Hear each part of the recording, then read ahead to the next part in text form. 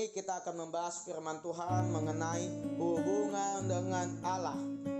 Salah satu hal terpenting dalam menjalin satu hubungan adalah mengenali pribadi yang akan menjalin hubungan dengan Anda, dan hal ini berlaku juga bagi Allah. Anda perlu mengenali sifat dan karakter dasar dari Allah agar Anda dapat memiliki hubungan yang sehat dengan Dia. Tidak mengenali karakter dan sifat Allah merupakan salah satu alasan mengapa banyak orang tidak punya hubungan yang positif dengan Dia. Hal inilah yang terjadi di Taman Eden waktu Adam dan Hawa dicobai oleh ular. Mereka masuk ke dalam cobaan dan akhirnya tidak mematuhi Allah, sehingga seluruh umat manusia jatuh ke dalam dosa. Oleh karena mereka tidak memiliki pengertian yang benar mengenai Allah, itu merupakan bagian dari cobaan itu sendiri. Kisah di Kejadian pasal 3 ayat yang pertama sampai yang kelima sudah sangat dikenal oleh sebagian besar orang. Adapun ular ialah yang paling cerdik dari segala binatang di darat yang dijadikan oleh Tuhan Allah. Ular itu berkata kepada perempuan itu, "Tentulah Allah berfirman, semua pohon dalam taman ini jangan kamu makan buahnya, bukan?"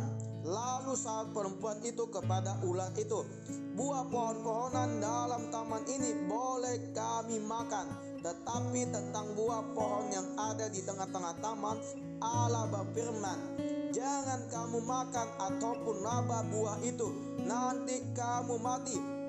Tetapi ular itu berkata kepada perempuan itu, "Sekali-kali kamu tidak akan mati, tetapi Allah mengetahui bahwa pada waktu kamu memakannya, matamu akan terbuka dan kamu akan menjadi seperti Allah, tahu tentang yang baik dan yang jahat."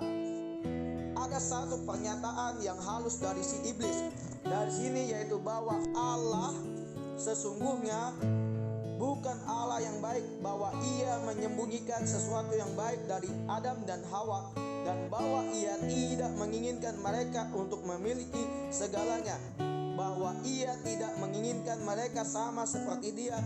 Dan alasan mengapa Ia membuat peraturan yang melarang mereka untuk makan buah dari pohon pengetahuan mengenai yang baik dan yang jahat adalah untuk menghalang-halangi atau merugikan mereka. Dengan kata lain, iblis sedang menyerang sifat dan karakter Allah yang sesungguhnya waktu dia menjelekkan Dia atau Allah dengan berkata bahwa Ia atau Allah tidak ingin memberikan yang terbaik kepada mereka, yaitu Adam dan Hawa. Hal yang sama juga sedang dialami oleh manusia sekarang ini. Iblis berkata kepada mereka, "Bila kamu mengikuti Allah dan tidak mencobai semua hal-hal ini yang dilarang oleh firman Allah, kamu tidak akan mengalami sukacita. Hidup ini akan membosankan, lesu." Sedihnya adalah setelah mereka mencobai semua ini seperti narkoba, alkohol, seks, pemberontakan, memanjakan diri, keberhasilan di dalam pekerjaan, dan lain-lainnya, mereka tidak juga puas. Pada waktu mereka menyadarinya, hidup keluarga dan kesehatan mereka sudah terlanjur hancur. Jadi yang benar adalah bahwa Allah adalah Allah yang baik, dan Dia hanya memiliki kehendak yang baik bagi kita. Namun sekarang ini iblis juga menggunakan godaan-godaan yang sama seperti waktu menghadapi Adam dan Hawa di Taman Eden, dengan mengatakan bahwa Allah bukanlah Allah yang baik. Mereka yang memiliki pengertian yang dangkal mengenai Alkitab dapat memperoleh kesan yang seperti itu mengenai Allah. Oleh karena ada beberapa kejadian di Alkitab di mana Allah menghukum manusia dengan cara yang keras dan kejam. Di dalam kitab Bilangan pasal 15 ayat yang ke-32 sampai 36, seorang pria memungut kayu pada hari Sabat, dan karena itu dihukum rajam hingga mati karena tidak mematuhi dan merayakan hari Sabat. Itu kelihatannya kejam, tapi ada maksud di balik semua hukuman-hukuman seperti itu. Walaupun itu tidak kelihatan secara jelas waktu membaca nas Alkitab, bila kita mempelajarinya dengan teliti, kita dapat melihat bahwa hukum perjanjian lama diberikan untuk membuat dosa yang kita lakukan menjadi lebih nyata lagi. Seperti apa yang Paulus katakan di dalam kitab Roma pasal 7 ayat yang ke-13. Tujuannya adalah karena manusia tidak menyadari betapa bahaya pelanggaran mereka dan bahwa semua itu merupakan kekejian bagi Allah. Mereka membuat kesalahan dengan saling membandingkan di antara mereka sendiri dan mengukur tindakan mereka dengan apa yang orang lain lakukan. Bila seseorang melakukan dosa dan tidak diganjar dengan kematian, mereka dapat berkesimpulan seolah dosa tidak bahaya, sehingga mereka menurunkan standar moral mereka.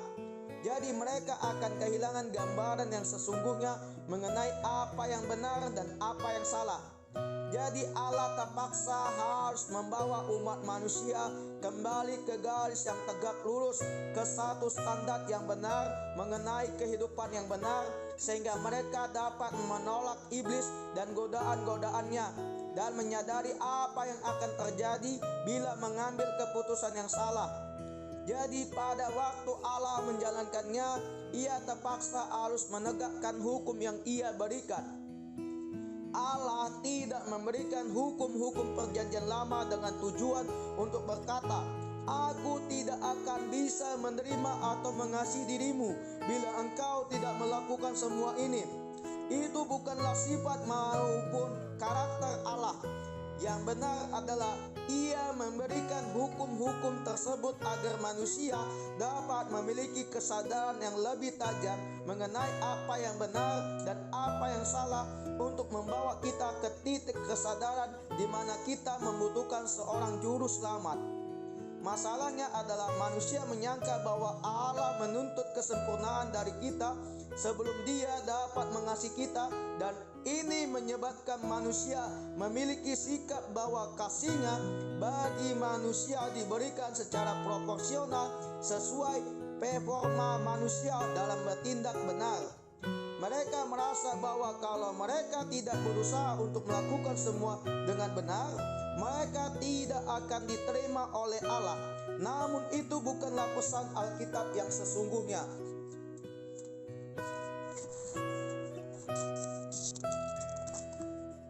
Apa yang ada di dalam hati Allah adalah keinginan untuk melakukan rekonsiliasi antara dirinya dengan manusia, dan bukan untuk menghakimi, bukan untuk memperhitungkan dosa mereka, dan tidak untuk menuntut balasan atas perbuatan dosa-dosa mereka.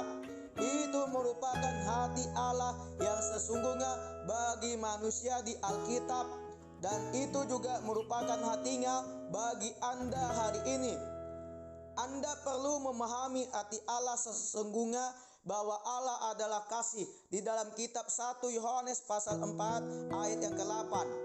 Dia selalu ingin menyingkirkan dosa-dosa Anda dan segala sesuatu yang memisahkan Anda dari dirinya, dan ia telah melakukan semua itu melalui Yesus, dan dia sedang menawarkan Anda masuk ke dalam satu hubungan pada hari ini yang tidak didasari pada apa yang Anda bisa lakukan, tapi pada iman Anda dan pada pengakuan Anda bahwa Yesus menanggung dosa-dosa Anda. Anda dapat menjalin satu hubungan dengan Allah dari hari ini, walaupun Anda telah melakukan banyak kegagalan dalam hidup Anda. Yang ia minta dari dirimu adalah untuk Anda menaruh iman Anda pada Tuhan Yesus Kristus.